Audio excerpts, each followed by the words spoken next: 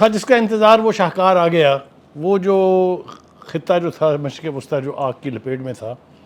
کیسے وہاں پر امن واپس لایا جا سکتا ہے اس سلسلے میں جو ہائی لیول ڈپلومیسی ہو رہی تھی جس میں پاکستان جو ہے وہ کی رول میں تھا.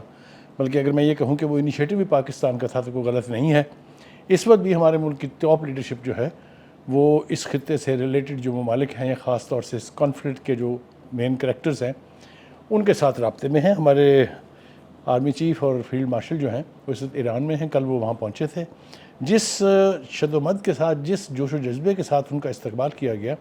اس سے پاکستان اور ایران کے جو ریلیشنز ہیں ان کو طے کرنا بہت آسان ہے. عباس عراقچی جو ایران کے وزیر خارجہ ہیں جنہوں نے استقبال کیا، انہوں نے جو ان کی باڈی لینگویج تھی اس سے بہت اچھی طرح سے اور آسانی سے اندازہ ہو جاتا ہے کہ پاکستان اور ایران کے بیچ جو رشتے ہیں ان کا کیا لیول ہے. اور یہی وجہ ہے غالباً کہ ایران نے مذاکرات کے لیے نہ صرف پاکستان کا انتخاب کیا بلکہ دوسرے راؤنڈ سے پہلے بھی یہ کہا کہ ہم سوائے پاکستان کے اور کسی ملک میں نہیں جائیں گے. دوسری طرف ہم دیکھتے ہیں تو ہمارے وزیر اعظم جو ہیں وہ اس وقت 3 ملکوں کے دورے پر آخری لیگ پہ اب ٹرکی پہنچ گئے ہیں. سعودی عربیہ میں ان کی سے محمد بن سلمان سے بات ہوئی، پھر اس کے بعد امیر آف قطر کے ساتھ ان کی ملاقات ہوئی، اور اب ترکی میں وہ اردوان سے بھی ملیں گے جو پریزیڈنٹ ہیں وہاں کے، اور وہاں کے جو فارن منسٹر ہیں ان کے ساتھ بھی ان کا ایک راؤنڈ آف نیگوسیشن جو ہے وہ ہو چکا ہے. تو یہ ساری جو ایکٹیویٹی تھی یہ کس سمت میں جائے گی یہ کل تک اندازہ کرنا مشکل تھا. لیکن آج ایران نے جس بڑے فیصلے کا اعلان کیا ہے اس سے یہ لگتا ہے کہ اب بات پازیٹیو سمت میں یعنی مثبت انداز سے آگے بڑھے گی. کیسے؟ آبنائے ہرمز جو سب سے بڑا موٹ پوائنٹ بھی تھا اور سب سے زیادہ سینسٹیو پوائنٹ بھی تھا، جس کو بلاک کیا ہوا تھا پہلے ایران نے، اور پابندی یہ تھی کہ یہاں سے کوئی بھی جہاز جو ہے وہ ان کی مرضی کے بغیر نہیں گزرے گا، اور نہیں گزرا. پاکستان کو ہر چند یہ پرولیج حاصل تھی کہ اس کے 3 جہاز پہلے اور 1 جہاز کل جو ہے وہ وہاں سے گزر کے پاکستان کی بندرگاہ پر 3 پہنچ چکے ہیں، 1 جو ہے پہنچنے والا ہے. آج ان کے اس اعلان کے بعد آپ نے دیکھا کہ دنیا کے اندر اس کا اثر فوری طور پر محسوس کیا گیا. In less than half an hour times جو آئل کی پرائسز تھی وہ 105 107 109 سے ڈاؤن ہو کے 91 پہ آ گئی ہیں. تو کہنے کا مطلب یہ ہے کہ یہ اتنا بڑا فیصلہ ہے کہ اس کا کڈ پرو کو کیا ہوگا، یہ ہے اصل سوال. کہ ایران نے تو پہل کر دی ہے، اب امریکہ بہادر کیا کرے گا. جو پہلا جسچر وہاں سے آیا ہے کہ فرسٹ ٹائم جو اپنے دونوں ٹینور ہیں، پچھلا ٹینور بھی ٹرمپ کا اور اب جب سے وہ پریزیڈنٹ ہیں، انہوں نے ایران کے ساتھ کبھی براہ راست گفتگو نہیں کی. آج انہوں نے اپنی ایک ٹویٹ میں ایران کی لیڈرشپ کا شکریہ ادا کیا ہے اس فیصلے کا کہ آبنائے ہرمز جو ہے وہ کمرشل موومنٹ کے لیے کھول دی گئی ہے.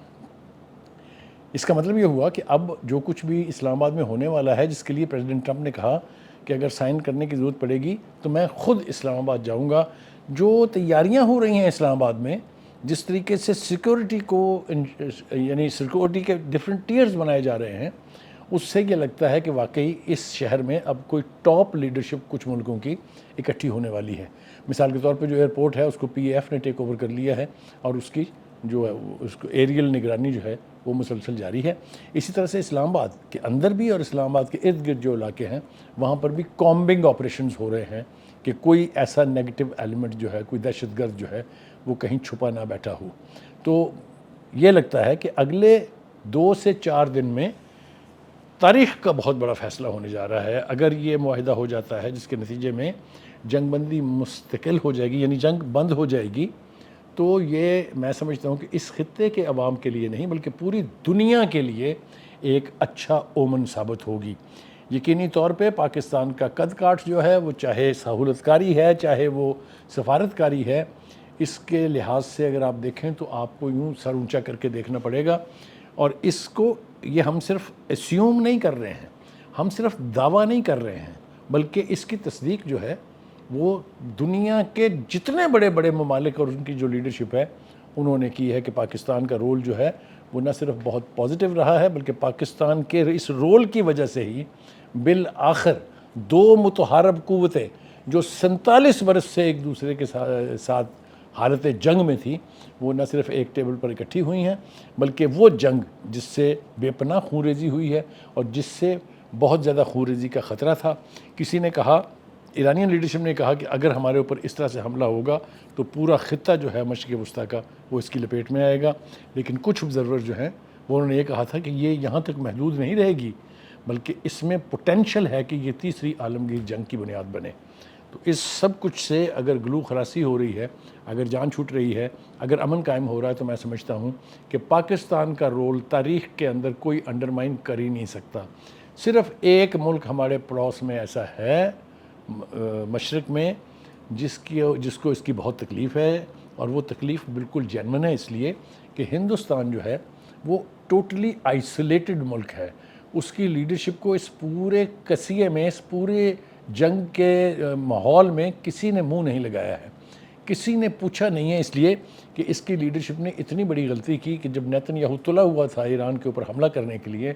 تو صرف 2 دن پہلے مودی نے یہ فیصلہ کیا کہ وہ جائیں گے ترکی، اور جا کے وہاں پر وہ جو ترانہ جس کی اب میمز بن رہی ہیں، fatherland motherland, fatherland motherland, تو اب وہ بھگتنا پڑ رہا ہے ان کو. چھپے بیٹھے ہیں اس لیے کہ ان کے اوپر لاٹھی چارج جو ہے، باہر تو جو ہو رہا ہے سو ہو رہا ہے، سوشل میڈیا پر جو ہو رہا ہے سو ہو رہا ہے، ملک کے اندر ان کی اپنی جماعت اور مخالف جماعتیں سب جو ہیں ایک طرح سے لاٹھی چارج شروع ہے مودی کے اوپر، اور مودی کہیں چھپنے کے لیے ان کو جگہ نہیں مل رہی ہے. یہ ایسا ہی ہوتا ہے جب آپ غلط فیصلے کریں، تاریخ کی غلط سائڈ پر آپ کھڑے ہوں، تو پھر اس کے نتائج کے لیے بھی تیار رہنا چاہیے. اب ہمیں امید تو پیدا ہو گئی کہ اب انشاءاللہ امن ہونے جا رہا ہے. Pakistan is going to host the second round of Iran U S talks, جس میں توقع کی جا رہی ہے کہ جتنے سٹیک ہولڈر ملکس ہیں، جن میں سعودی عربیہ ہے، قطر ہے، کویت ہے، بحرین ہے، یعنی ایران تو ہوگا ہی، اور دیگر جو ممالک اس کے اندر سٹیک ہولڈرز ہیں، ان سب کی لیڈرشپ جو ہے وہ پاکستان میں آئے گی. کیونکہ اگر ٹرمپ آ رہے ہیں تو یہ بالکل پاسبل ہے کہ اس خطے کی پوری لیڈرشپ جو ہے وہ ایک پلیٹ فارم پر جمع ہو. کیا ہوگا یہ دیکھنے کے لیے ہمیں تھوڑا سا انتظار کرنا ہے، لیکن جیسا میں نے کہا اب بہت سارے دیگر سینسٹیو ایشوز جو ان دو ممالک کے درمیان، امریکہ اور ایران کے درمیان، یعنی تلخی کا باعث کہہ لیجئے یا جنگ کا باعث کہہ لیجئے، ان میں نیوکلیر پروگرام ہے جو ایران کا ہے، ان میں اس کا میزائل سسٹم ہے، ان میں وہ جو سو کالڈ امریکنوں کی طرف سے کہا جاتا ہے کہ ان کی پراکسیز ہیں، جن کو ایران کہتا ہے کہ یہ ریزسٹنس موومنٹس ہیں، اس کے حوالے سے بات چیت جو ہے، میں یہ سمجھتا ہوں، اگر میرا تجربہ مجھے as a diplomatic correspondent serves me well, تو یہ ساری چیزیں پہلے سے طے ہو چکی ہوئی ہیں. سینسٹیو ایشو جیسا کہ خود ٹرمپ نے بھی کہا پرسوں، از آبنائے ہورمز، اس کا کھلنا، اور اس کے بعد نیوکلیر کی افسودگی جو ہے. میرا خیال یہ ہے کہ اس بات پہ کڈ پروکو ہوگا کہ ایران جو ہے اس افسودگی کو 60% کے لیول سے 3.6% پہ لے جائے گا، جیسا کہ طے ہوا تھا 2018 کے معاہدے میں، جو 6 ملکوں کے بیچ معاہدہ ہوا تھا، جس سے بالآخر پھر ٹرمپ بھاگ گئے تھے. تو اگر اس حد تک آتا ہے تو وہ امریکہ بھی یہ دعویٰ کر سکتا ہے کہ دیکھیے جی ہم نے ان کی افسودگی جو ہے کہاں سے ہم کہاں لے آئے ہیں، اور ایران بھی کہہ سکتا ہے کہ جناب ہم نے اپنا نیوکلیر پروگرام جو ہے وہ ان کے حضور پیش نہیں کیا ہے، ہم اپنا نیوکلیر پروگرام جاری رکھیں گے. میزائل سسٹم کے اوپر ایران کوئی بات سننے کے لیے تیار نہیں ہے، کیونکہ وہ یہ سمجھتے ہیں کہ یہ ہمارا انڈیجنس سسٹم ہے اور ہم نے اپنے دفاع کے لیے بنایا ہے. تو اب we have to keep our fingers crossed کہ اگلے 48 گھنٹوں میں کیا ہونے والا ہے. Let's all wait.